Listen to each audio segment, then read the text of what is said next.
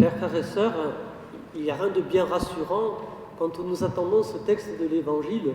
Surtout, vous le savez, avec ces films que l'on peut voir ici ou là, avec, vous savez, des scénarios de fin de monde, des films catastrophes, comme on aime à les appeler. Roland Emmerich est un des réalisateurs qui aime bien faire ce genre de film. Et vous le savez, ce n'est pas le seul. Où on voit mis en œuvre ce qu'on nous dit dans l'Évangile. Après une grande détresse, le soleil s'obscurcira, la lune ne donnera plus sa clarté, les étoiles tomberont du ciel. Ça peut sembler effrayant. Mais pour nous, normalement, et ce n'est pas toujours ce qui ressort dans les films, même ça ressort jamais dans les films, ces signes sont l'annonce du retour du Christ. Et au lieu d'avoir peur, nous devrions nous réjouir. Nous devrions nous réjouir de tout cela, de tous ces signes qui nous sont donnés et qui sont annonciateurs du retour du Christ. Alors on ne sait pas quand est-ce que ça va se passer, mais nous sommes censés être dans cette espérance du retour du Christ. Nous sommes censés l'attendre avec impatience, peut-être, je l'espère. Alors vous le voyez dans ces films qu'on peut voir ici ou là, eh bien voilà, on nous met en œuvre des catastrophes écologiques, des fins du monde climatiques. On joue beaucoup sur ça. Mais puis il y a un petit groupe d'humains là qui est sauvé, mais c'est tout. Il y a quelques hommes qui s'en sortent.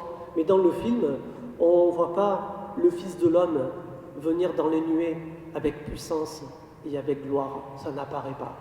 C'est juste peut-être ce qu'ils ont oublié, si ces films sont censés être la mise en œuvre des textes de type apocalyptique qui nous sont proposés en ce temps de fin d'année. Alors nous qui sommes là, vous l'avez entendu, nous sommes appelés à discerner les signes des temps. De même que l'on sait reconnaître lorsque le figuier commence à s'attendrir et qu'arrivent les premières feuilles, on sait que l'été est proche. Et de la même manière, c'est une image qui nous est proposée, nous sommes censés reconnaître les signes qui annoncent la venue du Seigneur. Et vous le savez, cette venue du Seigneur, on n'est pas obligé d'attendre cette fin ultime pour l'accueillir. Vous le savez que le Seigneur ne cesse de venir vers nous. Comme tout à l'heure, dans le pain de l'Eucharistie, le Seigneur va venir s'offrir à chacun de nous. Il se fait une nourriture, il va venir à l'intérieur de nous. Il vient nous visiter. Et nous sommes appelés, frères et sœurs, à savoir discerner, à savoir reconnaître les temps et les moments où le Seigneur nous visite, où le Seigneur prend la peine de venir vers nous, où le Seigneur nous rejoint, comme dans le pain de l'Eucharistie. Mais vous le savez, ce n'est pas le seul moment, Dieu merci, dans la semaine ou dans la journée où le Seigneur nous rejoint.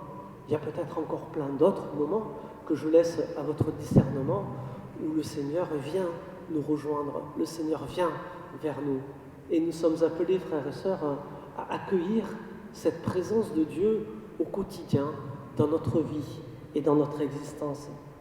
Vous l'avez entendu, le Seigneur, lui, souhaite rassembler les élus des 4 coins du monde, depuis l'extrémité de la terre jusqu'à l'extrémité du ciel. Vous entendez bien l'étendue de ce salut que le Seigneur souhaite offrir à l'humanité, des extrémités de la terre jusqu'aux extrémités du ciel. Ne limiterons pas trop rapidement, nous, s'il vous plaît, ces extrémités. Laissons Dieu agir, laissons Dieu juger les extrémités que lui nous voudra bien donner. Et essayons, nous, de nous ouvrir à ces extrémités telles que Dieu les conçoit. Ça va nous demander peut-être un petit travail d'ouverture là. Ça va peut-être nous demander à convertir notre manière, quelquefois, de restreindre ce champ de l'humanité que le Seigneur souhaite sauver. Alors vous avez entendu dans le texte, le Christ est bien clair. Il nous dit aussi que ce moment où ça va se produire, nul ne le sait. Même pas les anges du ciel, même pas lui, le Fils, ne le sait, seul le Père le sait. Et vous le savez, nous, dans notre angoisse, eh bien, on aime bien calculer la date. Il y a les témoins de Jéhovah qui se sont amusés à le faire plusieurs fois. Je crois qu'ils ont renoncé depuis 2000 parce qu'ils se sont rendus compte que je crois qu'ils avaient annoncé 14 ou 15 fois la fin du monde et peut-être plus encore. Et ça ne s'est pas réalisé encore. Ça ne s'est pas réalisé. Donc plutôt que d'essayer de calculer le moment où ça va se produire, hein, eh bien, vivons plutôt dans cette espérance du retour du Christ. Et vous le savez, le moment où ça va se produire, pour chacun de nous personnellement, ce sera le moment où notre heure reviendra de quitter ce monde. On n'est pas pressé, mais ce sera ce moment-là, ce sera le bon moment, ce sera notre heure pour nous d'accueillir le Christ, d'accueillir ce Père qui se propose d'être tout en tous. En attendant ce moment, frères et sœurs, nous invite vraiment à savoir discerner ces signes de la présence de Dieu, ces signes de ces moments où le Seigneur vient nous visiter. Puissions-nous pleinement les accueillir pour demeurer en paix et surtout pour être prêts le jour où il viendra pour nous. Amen.